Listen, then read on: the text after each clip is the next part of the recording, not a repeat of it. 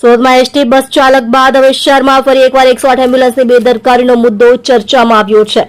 નવી સિવિલ હોસ્પિટલમાંથી દર્દીને મૂકીને પરત ફરતી 108 એમ્બ્યુલન્સ વારંવાર રોંગ સાઇડનો ઉપયોગ કરતી હોવાનું સામે આવતા શહેરમાં નાગરિકોમાં ભારે રોષ વ્યાપી ગયો છે। એક જીવને બચાવવા બીજાના જીવ સામે જોખમ ઊભું થતા આવા એમ્બ્યુલન્સ ચાલક સામે ટ્રાફિક પોલીસ કાર્યવાહી કરે તે ખૂબ જ જરૂરી બન્યું છે।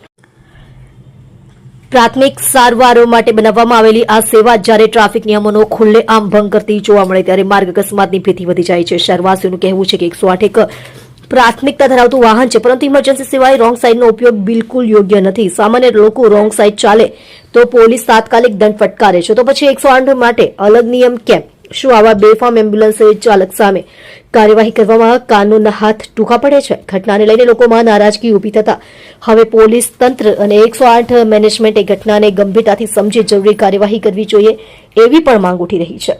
તમે જોઈ રહ્યા છો સુરતની સૌથી પહેલા ન્યૂઝ આપતી સેવા time news channel director Ajmal જાધવની સાથે।